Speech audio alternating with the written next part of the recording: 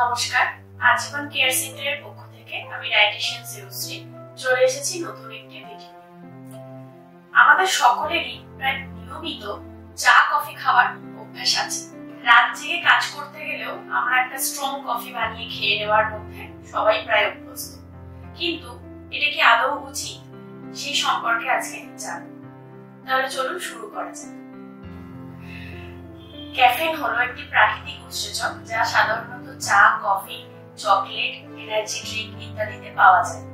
এটি যখন পরিমিত মাত্রায় গ্রহণ করা হয় তখন এটি মনোযোগ ও সতর্কতা বাড়াতে সাহায্য করে, কিন্তু মাত্রাতিরিক্ত ক্যাফেইন খেলে আমাদের শরীরে কিছু সমস্যাও দেখা যায়, যেমন ইনসোমনিয়া মানে অনিদ্রা।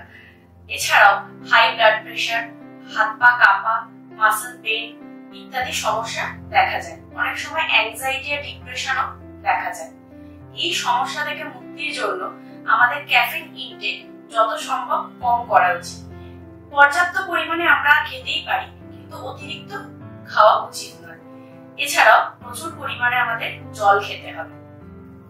সবশেষে বলতে হয়, অতিরিক্ত পরিমাণে ক্যাফেইন ইনটেক না করে পর্যাপ্ত পরিমাণে ইনটেক করাই আমাদের শরীরের পক্ষে ভালো। নমস্কার, দেখা হবে পরবর্তী কোনো ভিডিওতে। আজকে এই পর্যন্ত।